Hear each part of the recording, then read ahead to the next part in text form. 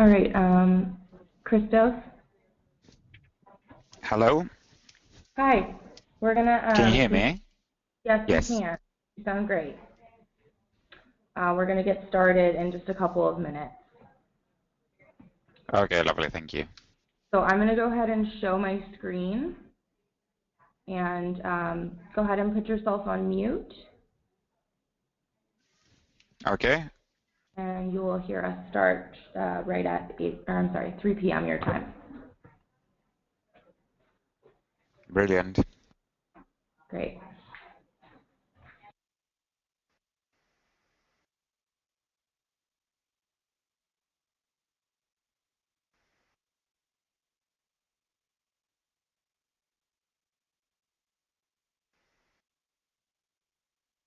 The broadcast is now starting. All attendees are in listen-only mode.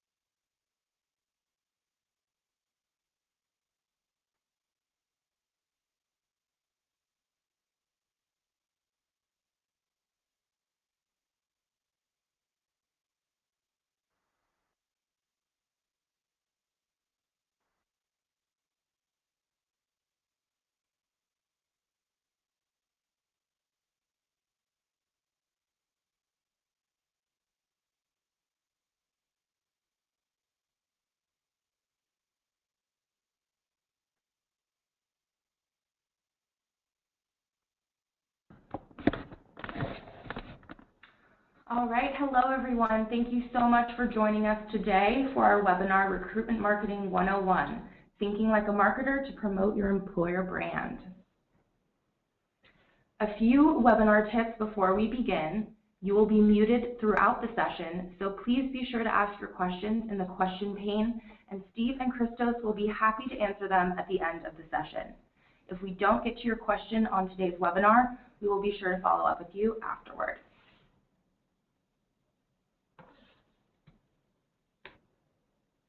Steve Burton, our first speaker, is the Vice President of Marketing at Glassdoor and is responsible for promoting Glassdoor's social recruiting solutions to the HR and recruiting community. Before joining Glassdoor, Steve was Director of Product Marketing at AppDynamics and helped build a freemium marketing engine that enabled the company to achieve market leadership in just 3 years. Prior to AppDynamics, Steve held management positions at Veritas Software, acquired by Symantec, and Sapient. Steve received a BS in computer science from Lancaster University in the UK. Our second speaker, Christos Saprounis, is the head of resourcing at AutoTrader UK. Christos will be discussing how AutoTrader has leveraged Glassdoor in their employer branding and recruiting efforts later on in the webinar. We'd like to invite you to join the conversation socially today at our handle, GD4Employers. That's GDFOR employers at the hashtag Glassdoor. Today we'll be discussing what recruitment marketing is, the 3 steps to creating an effective recruitment marketing strategy, including developing an employer brand, using analytics to your advantage, and conducting multi-channel marketing. We'll also be discussing a case study from AutoTrader, and we'll have a brief Q&A session at the end. At this time, I'd like to hand it off to Steve. Thanks, Mallory. Welcome, everyone. So I'm going to get started and talk and kind of define what recruitment marketing is. The similarities between marketing as an organization and recruiting is actually very, very similar. We both use the same processes and the same types of campaigns. The only difference is we call leads kind of opportunities, and recruiters call leads candidates. But the whole funnel approach and converting people from kind of applicants to candidates to hires is very similar how marketing actually deals with leads, opportunities, and closed bookings. So I'm going to define what recruitment marketing is. The easiest way to think of it is it's about recruiting using the skills and the processes that a traditional marketing team would use. And I'm going to step through each of those areas that you can invest in and get started with to help you do recruitment marketing. So think of recruitment marketing as really a way to get to candidates before they apply for your company. So to get them into the funnel, to get them thinking about you as an employer, and then how do you convert them once they apply to become a hire. So that the first step you need to think of when you do recruitment marketing is to think about your employer brand. And this is very similar for a marketing team to think about their value proposition. Why is my product unique? Why is my company unique? And everything is really about an employer brand. An employer brand is your unique story as an employer as to why candidates want to come and work for you. So what would inspire candidates, employees to get up every single day and come and work at your company? That's really what an employer brand is. It's the perception, it's what people discuss about your company. An employer brand is really defined by different areas, sometimes in your organization and sometimes outside of your organization. So typically the people who define an employer brand is your internal employees. They're the ones that know what it's like to work at your company. They're the ones that are excited about working at your company, and they're really the ones that are going to validate your employer brand. So for example, if you say, working at my company is great and awesome, but your employees say, actually, it's average, like that, there's a disconnect there between the authenticity of your employer brand. So what you got to make sure is when you define your employer brand, it's accurate, it's authentic, and also your customers and your vendors and people who interact with your company can relate to that employer brand. So really have a deep understanding of, like, why am I unique as a company? What does my company stand for? Is the vision of your company inspiring? Because that's going to be the information you put into your employer brand and go to market with and start communicating with the market. And it's just like selling a product. If the product's not unique and there's nothing special about that product, chances are no one's going to buy it. And it's the same with your company and your candidates. If your company's not exciting or it's not unique, then there's not a lot that's going to attract that talent into the pipeline. So some questions you want to ask when you're thinking about defining your employer brand. What are the key characteristics of people who I want to target? So part of an employer brand is being appealing to those people who you want to work for your company. Okay, painting an employer brand shouldn't be this corporate exercise where you use a boilerplate and you talk about what your company does. It should actually reflect the people you want to attract. An employer brand is not for everyone, and this is really important point is you want candidates to opt in and to opt out. You don't want everyone to apply at your company because everyone is not a great fit for your company. And therefore, the employer brand is like, what type of people do I want working in my company? What type of culture do I want to maintain and scale as we grow? So have a think about, like, what is the actual characteristics versus the pure skill set of people that you want. Another question is, what is my brand awareness currently like with those candidates? Is my company known? Is my company not known? What do you think people think about your brand today or what you stand for? It's very important to understand where, like, the baseline of where you are in marketing. So for example, how many people visit our website? That could be a good measure of brand awareness for a marketing team. For you as a recruiter or a human resources professional, it could be how many people visit my careers page on my website. Like, you need to start with a baseline of where your brand awareness is. So that's always good to measure that, because the more you invest in recruitment marketing, the more you want to actually measure the impact that you're having on the brand. What's the reputation like? Very simple question. What do job seekers currently think of me as an employee today? Are they excited? Do they think it's a good place to work? Are they indifferent? Are they not sure? What is your perception like currently?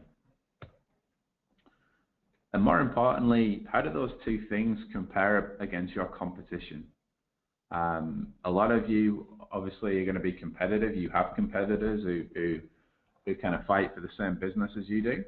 But really, like, who are you competing with? Because if your employer brand isn't different to your competition's brand and it's the same, then that's going to, from a job seeker's perspective, there's nothing there that's going to make me want to come and pick your company and work for you.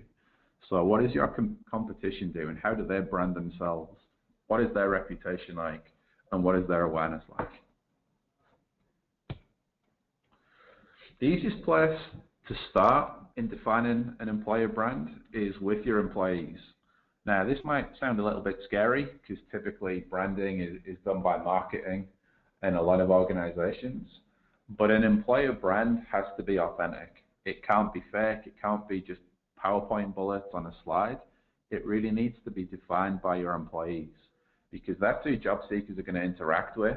That's who they're going to get information from eventually to find out what it's like to work in your organization. And when you work with employees, the first lesson is to embrace transparency. Actually asking employees what it's like to work at your company might sound very, very scary because you're not quite sure what they're going to say.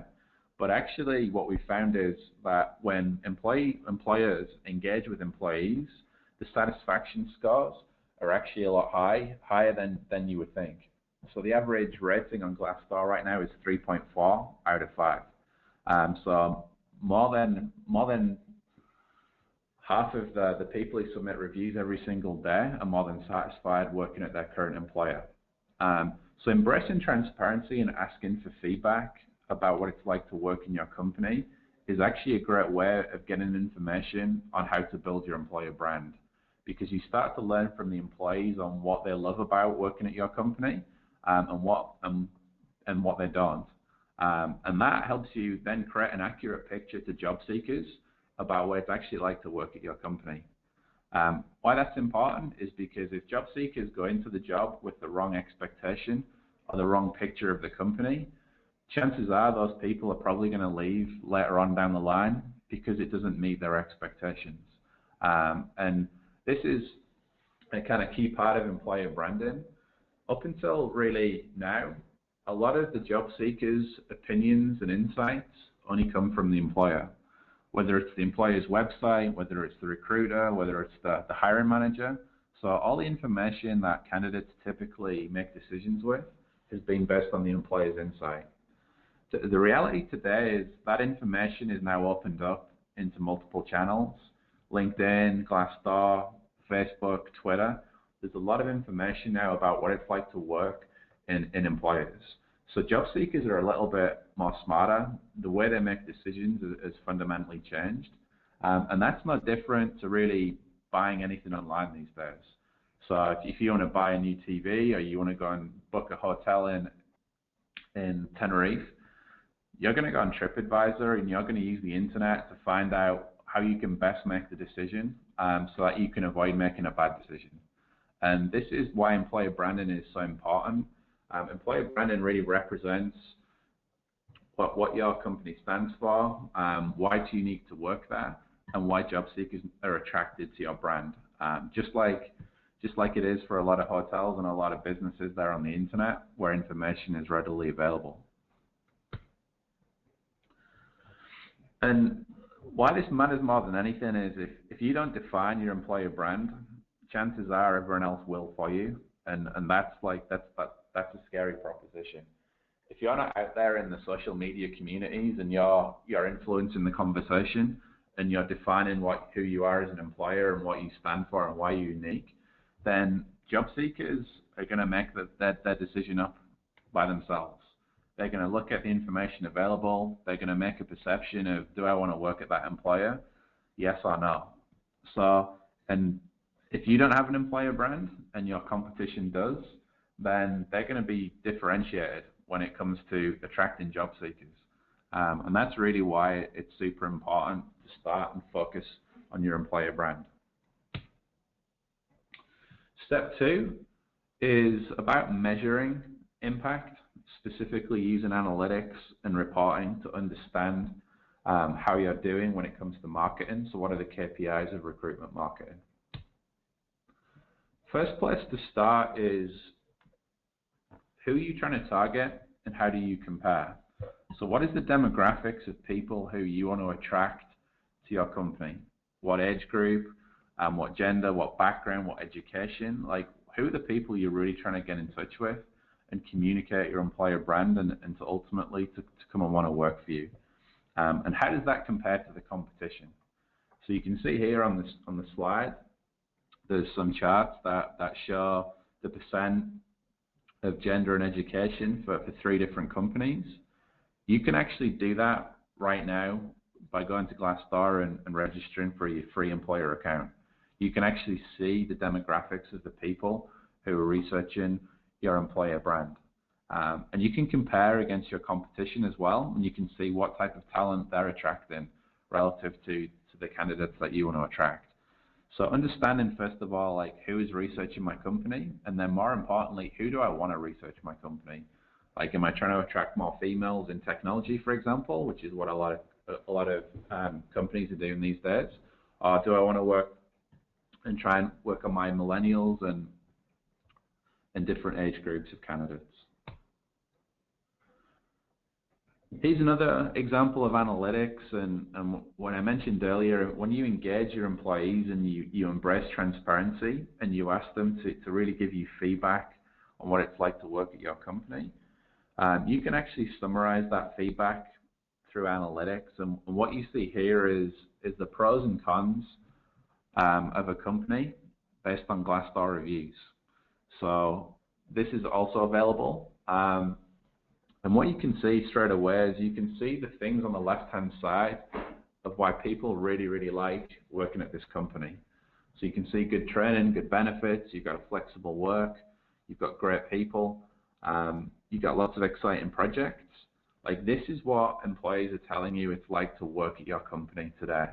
So if you're thinking about building an employer brand, you might want to think about basing the brand and what you stand for and your story to job seekers based on the information you see here, so that when a job seeker actually does research and interview with you and meet people at the company, their expectations going into those interactions are absolutely aligned with what it's like to work there.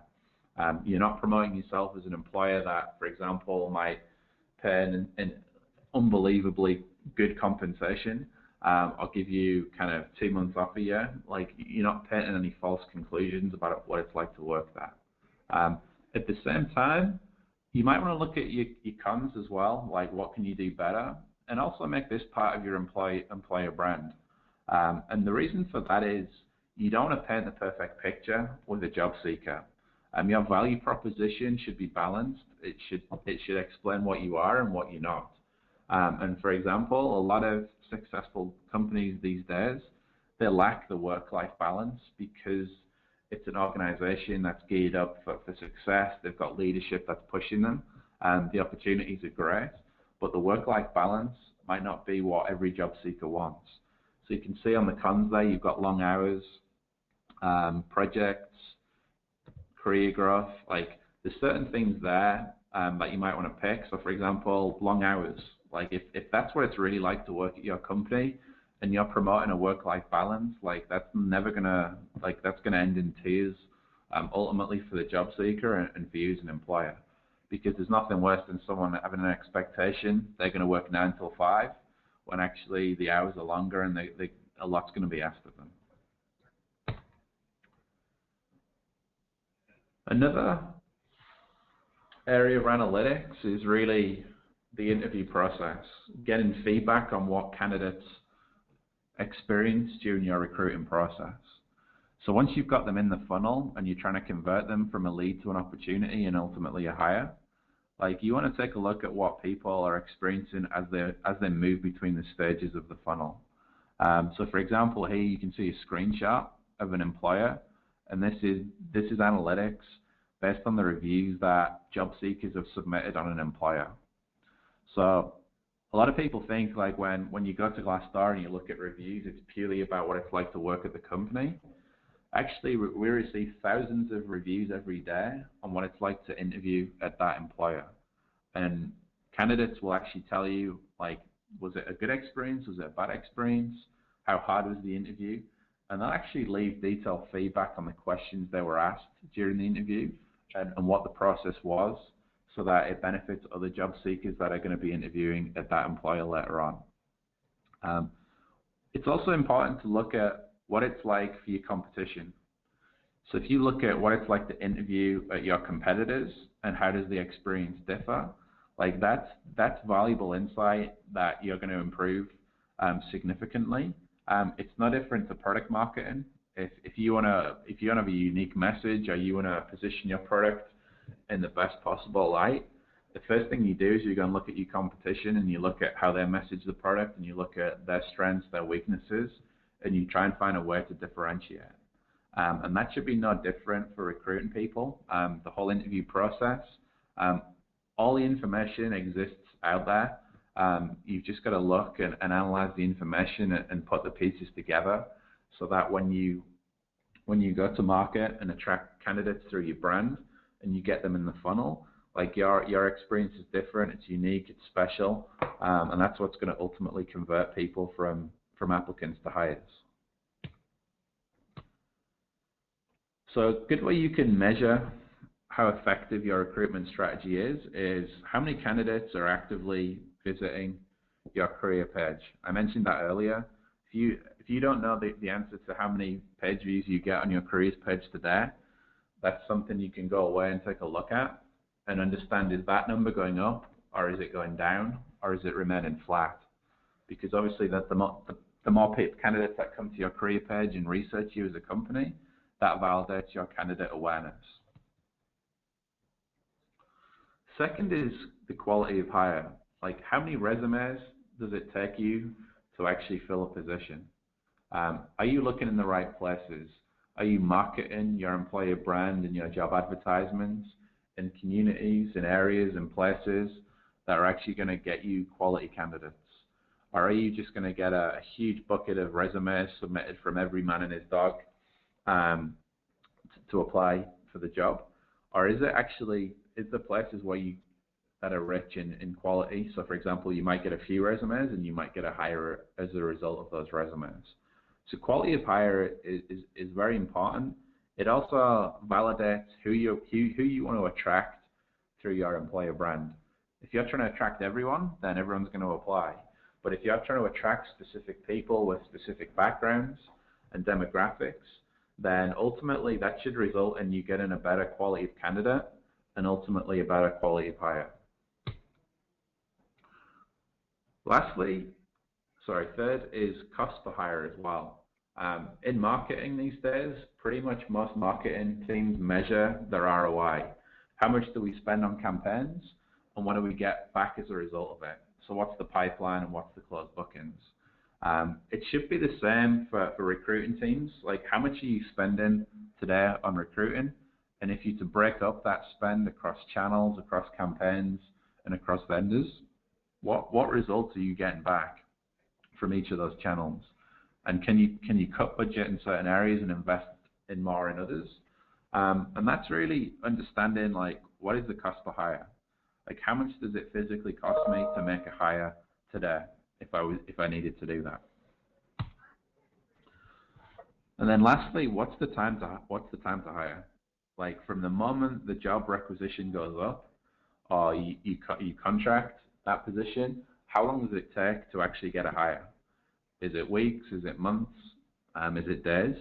All of these metrics you see here are great metrics for understanding how effective your recruitment marketing strategy is, because you'd expect the cost per hire to go down as you do a better job of awareness and you differentiate yourself.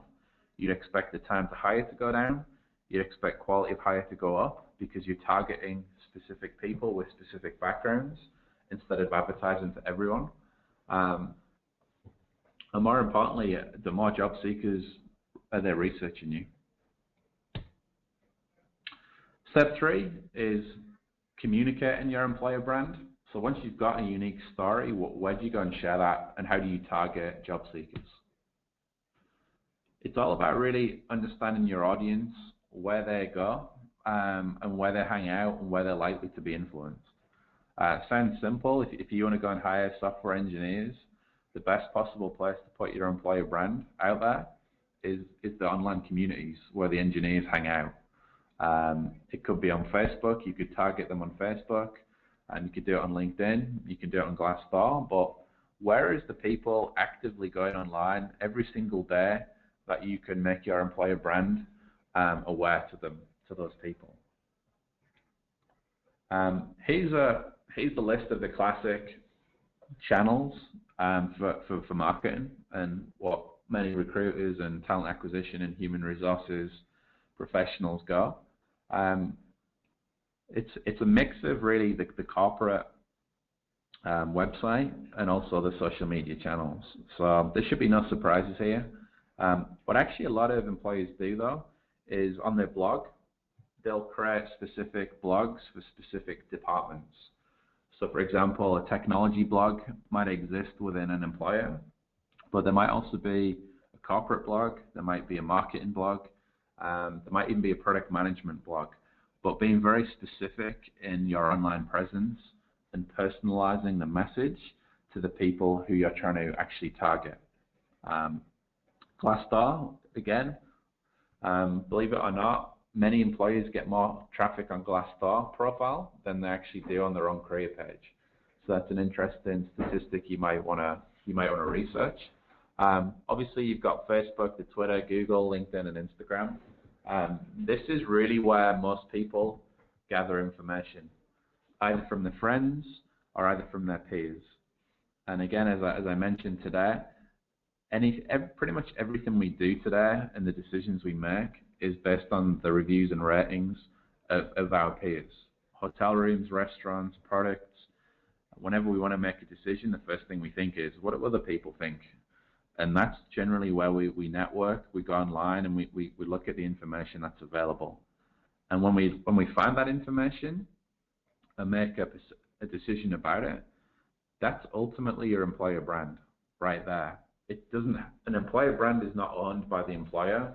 An employer brand is really what job seekers perceive and what their opinion is of you when they find information about you online. So with that was a quick introduction to recruitment marketing. I'm now going to hand over to Christoph, who's head of resourcing at AutoTrader UK. And Christoph's going to walk you through how recruitment marketing works at AutoTrader. Hello, everyone. Just before I start, just want to give you a quick overview about AutoTrader. We've been around for 37 years. We're based in the UK. And most people know us for the magazine, the AutoTrader magazine that was classified of car magazine that actually hasn't been in circulation for the past 2 years. So we're a purely digital company now.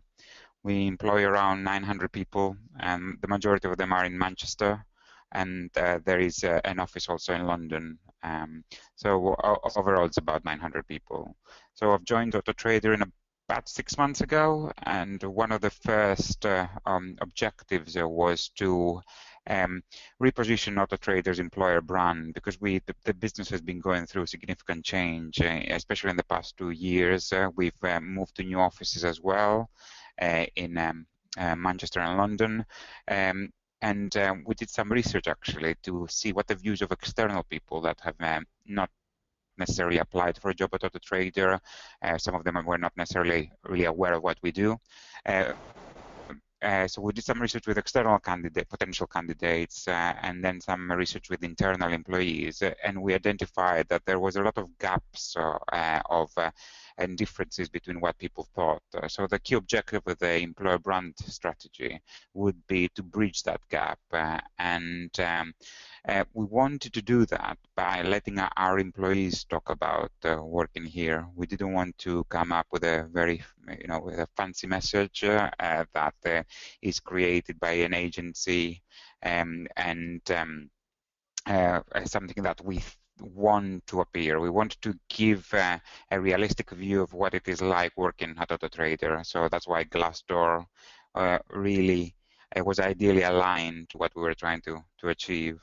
So we've put a strategy in place for the past 4 months, and we've utilized Glassdoor quite extensively. However, we're still at the beginning of our journey, I guess. So I think it's a lot of people will find similarities in some of the things that I will share with you, hopefully.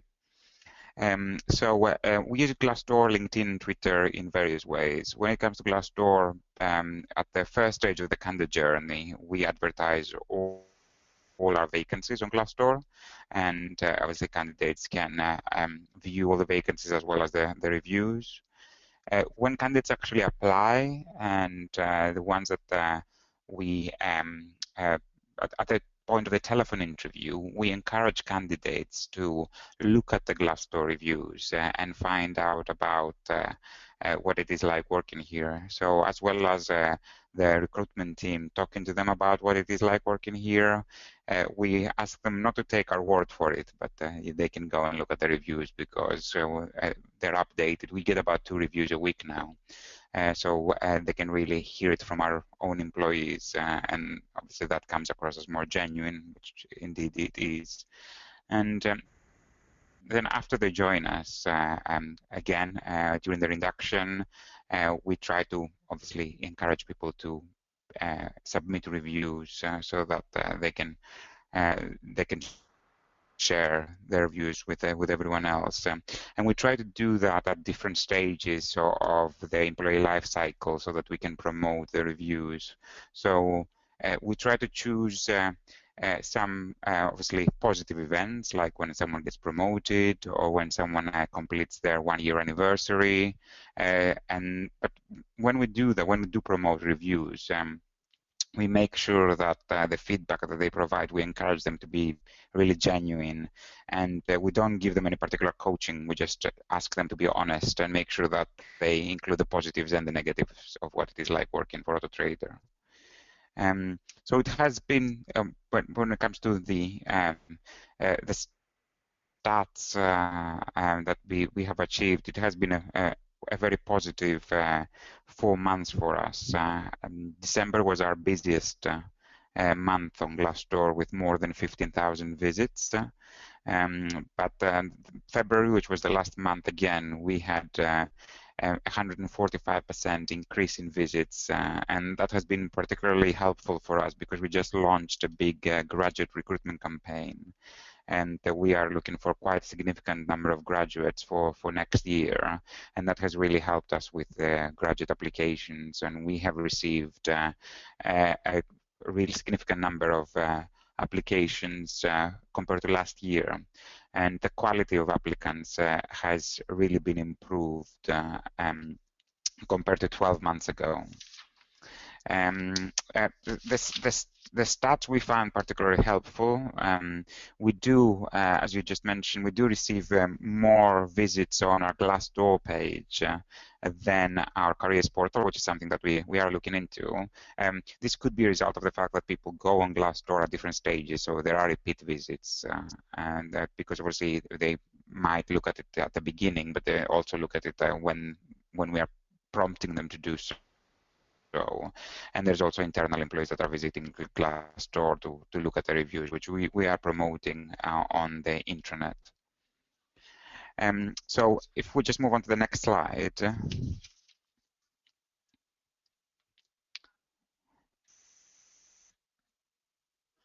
So one of the areas where we've been doing some good work is responding to reviews. So obviously we've been trying to promote reviews, and we have set up an internal SLA to respond to reviews within 24 hours, so everyone will receive a response quite quickly. We try to use a consistent voice and language that it's in alignment with our tone of voice and the messages that we are trying to promote. But it's not something particularly complicated. It's done by the resourcing team. We only have a small resourcing team. It's only 4 people, and we manage the response. We have just set some key principles, really, and we try to obviously always thank people for the reviews. We try to mirror their language, and we always aim to acknowledge both the positive and the negative comments. And we encourage the negative comments as well. We're quite confident of promoting the reviews quite openly across our employees, because we know that our employees are generally happy.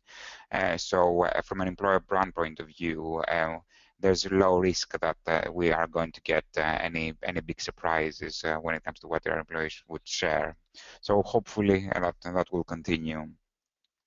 One of the things that has really helped us promoting the reviews as well is that candidates can submit a section on the reviews which is called advice to management, and we actually take those suggestions and we share them on a quarterly basis with our executive team. So we just do that once a quarter. We collect all the advice to management suggestions of Glassdoor reviews, and we take them to our executive team, and then we discuss it with them, and we make certain changes around that. The most recent one that we are hoping to agree is for everyone to have their birthday as a day off, which has been suggested many times.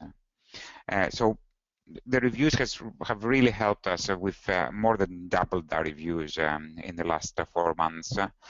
And it has really helped us obviously pass on the message to the external market. But the other effect that it has had is that people internally read the reviews and they feel really proud the fact that everyone is so happy and everyone feels like that working for AutoTrader. So it has really helped us with our employee morale, especially because obviously with the changes that the business has been going through and the change in location, that was an area of concern for us. If we could just move on to the next slide, please. So we have integrated lots of videos on our employee page on Glassdoor. We showcase everything about the company, our benefits, our value, and we are launching in June. We are launching quite a big piece of work with around our employer brand with new videos. Again, all our employees are featured in it, and we'll be able to share that through Glassdoor. If you could move on to the next, please.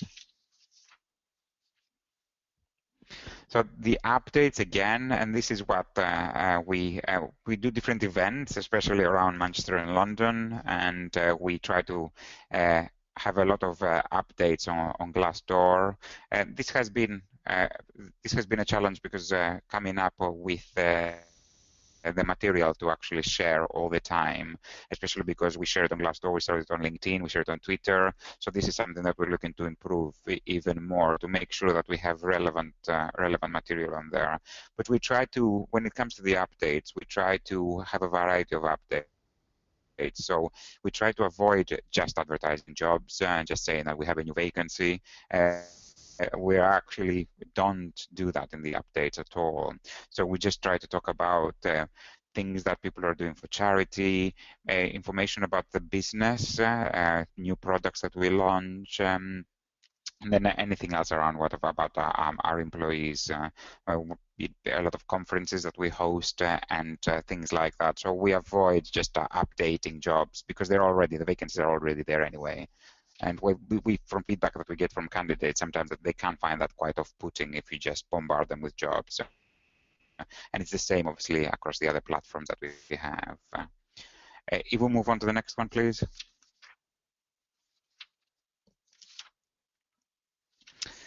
So the career site, which again is going to have a big revamp, does reflect our values. We've got 5 values that are quite important to us. We introduced them 12 months ago, and what's been very important for us is that we do survey all our candidates, and We receive a lot of responses actually to our surveys, and the values, the Auto Trader values, is the second most important factor why people are attracted to Auto Trader. And this came as a big surprise to us because they've only been introduced over the past year. They're quite heavily promoted on all the different media outlets, both Glassdoor and our careers portal, LinkedIn. So it's great to see that actually people are attracted by that. Can we move on to the next slide, please? There's lots of links on Twitter as well. Again, we follow the same strategy. We try not to advertise just jobs on Twitter, but we have shared some of the reviews on Twitter, both Twitter and LinkedIn. We share some of the reviews because we think that that's a much better way to promote the business as opposed to just sharing different vacancies, which again, people might not necessarily be interested in. And if we can move to the last slide.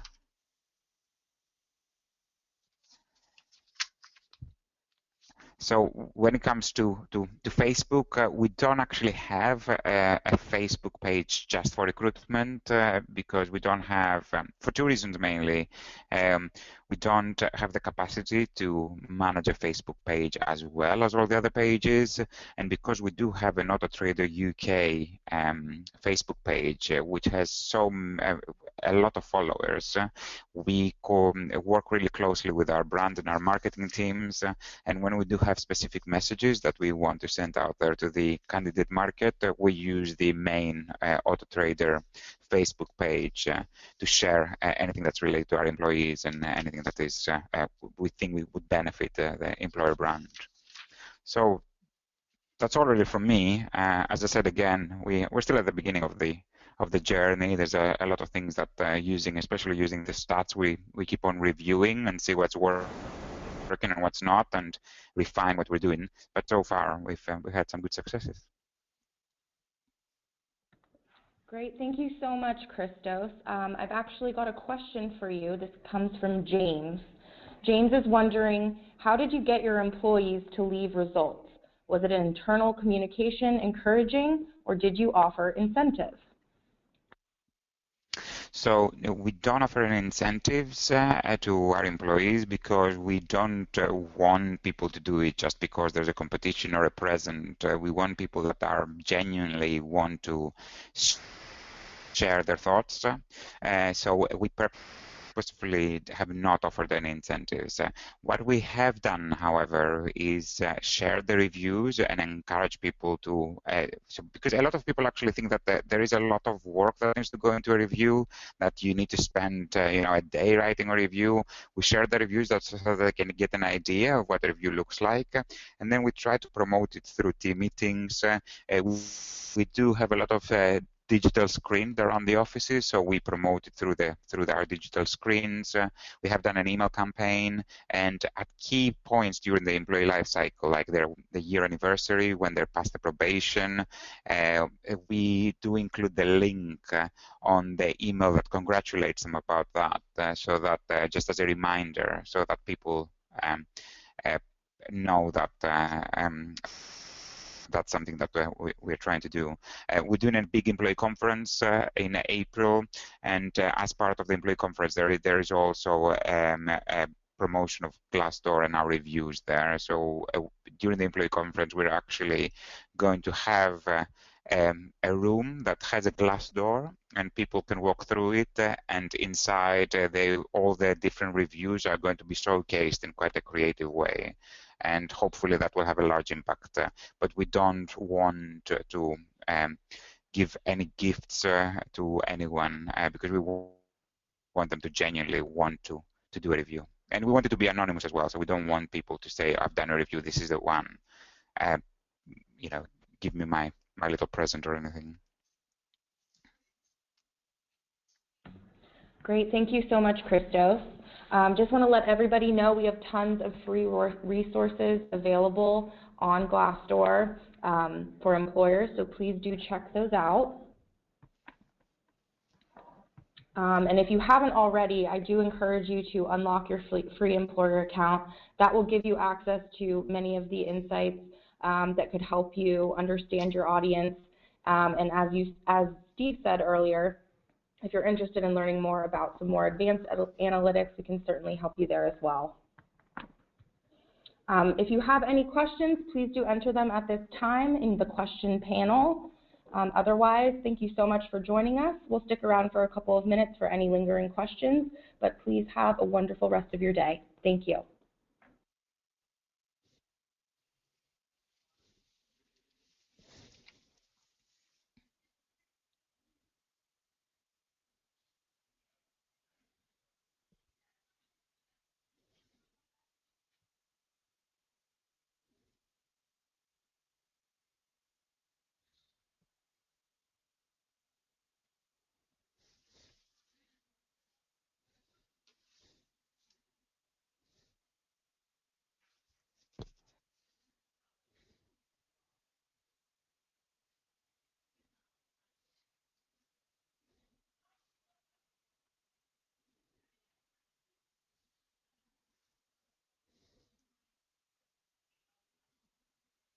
I just received a question from Ray. Thank you for asking, Ray.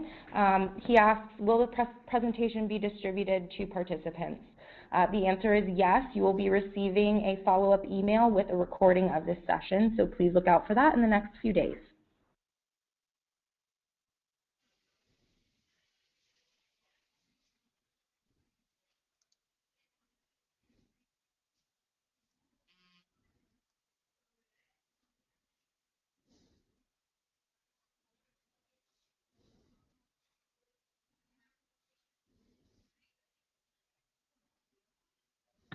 All right, everybody, looks like we've run out of time. Thank you for joining us, and enjoy your day.